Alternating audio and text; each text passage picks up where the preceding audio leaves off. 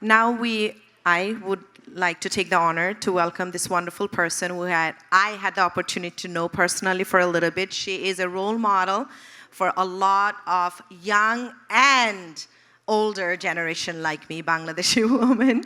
But we all know Mary Jubaida, she is an activist. I think that would be the name that she would like to hear, rather than former program manager of Time Television and being the backbone and better half of our CEO, but she stands for herself. So I would like to hear a few words from her. Thank you so much for being here today with us.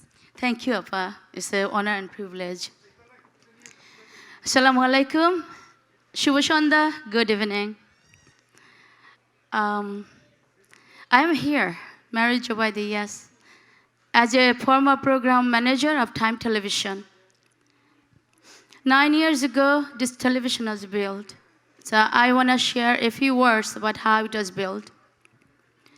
You all know Mr. Tahir with a lot of wild dreams. So when he let us know, forgive my voice, I lost my voice.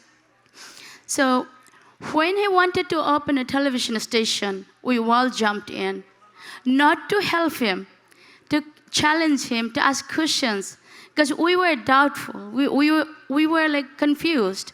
Like, we know Abu, and Abu is always the very wild person with a lot of wild ideas.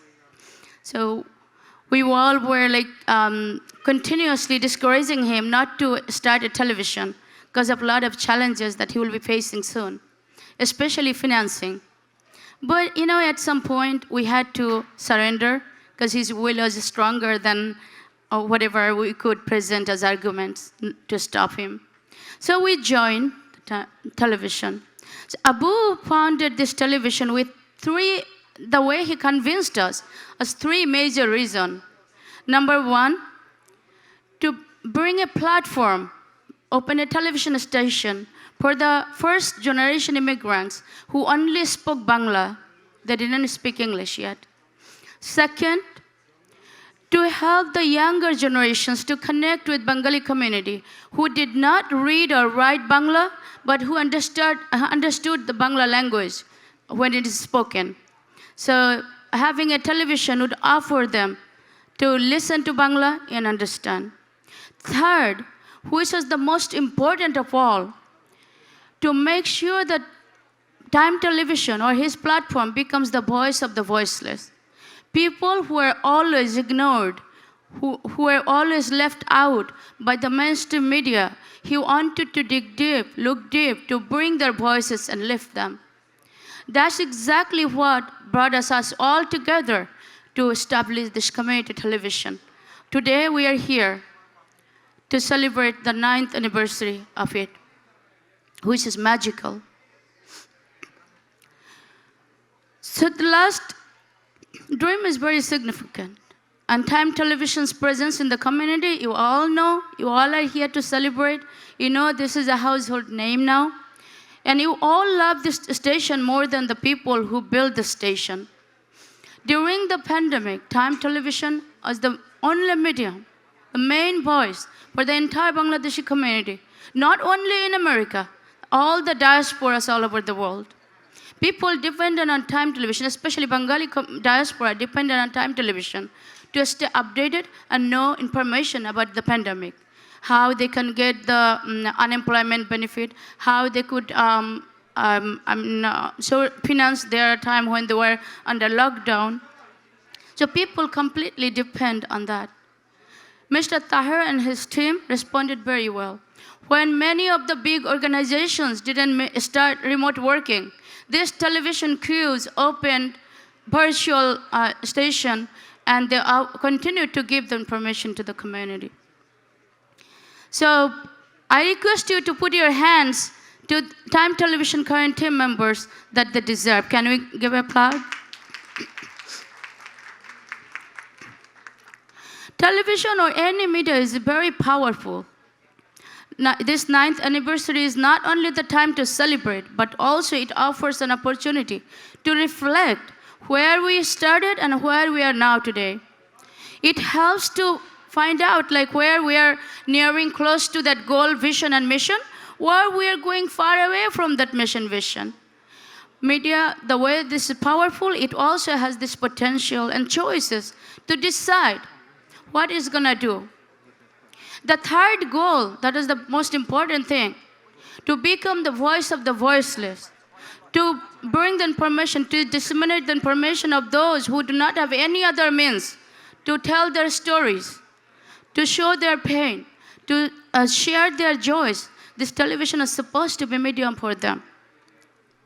We are in a world now, this is different than many other times. This is different even when this celebration was planned, when this date was fixed. Because in our world, we see that there are a lot of inequalities, a lot of difficulties people are going through, whether here at home or outside. So the media has responsibilities and the choices to decide whether it wants to continue to lift the voice of the voiceless, continues to support the people who really need a community media, or to pander to the interest and comfort of the people in power. Especially in a time when we see that inequality and people suffering is mounted and overlooked often, especially by our elected officials. You see that recent war in Gaza, as by previous speakers spoke about, this is causing worldwide trauma. And when people are suffering, people are crying, especially defenseless people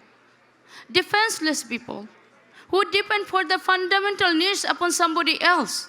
Those people are being bombed and killed. And when our elected officials, who are supposed to be the moral guardian of the entire world, this is how we consider, or America is the most powerful. Our Congress leaders are the most powerful people who has the power to initiate something and end something worldwide. When our elected officials fail to recognize the sufferings, the Palestinian plight, when people are being killed not in dozens, not in hundreds, in thousands. People who are dying have no idea where are being bombed at, where are being killed. They have no idea what's happening to them, what is their fault, why they deserve that. And during the time, some of our elected officials who we thought are going to be defending people, are going to be lifting the people's cause, not only stayed quiet, but in open place, on media, proudly, shamelessly, announced their support for those who continues to kill, who continues to bomb upon those defenseless people. So it is a difficult moment, even for all the media that are involved, for us too, for the media houses too, to see whether they're going to be aligned with people's interest, whether they're going to be serving the people, or they will continue to pander to the interest and comfort of the elected officials, or they will at least bring some honest, hold them accountable, and bring the elected officials back in people's service that they were supposed to do. Saying that, I want to let you know that community media is very, very important. With all the struggles and difficulties that we face every day, every moment, still community media's presence is very needed and very important. So I ask you to continue your support, and I thank everyone, all the partners, supporters, well-wishers, and everyone, especially the viewers. Because of your unwavering, because of your overwhelming support, this media house continued to grow. And in the meantime, I want to show heartfelt gratitude to Time Television for recognizing those people, the people who are honorary tonight. I know them personally, very personally. I saw them on the ground, how they served during the pandemic, risking their own lives, own health. They made sure not one neighbor stayed hungry or suffered in their own home alone. Thank you so much. You deserve the recognition. Congratulations. Thank you.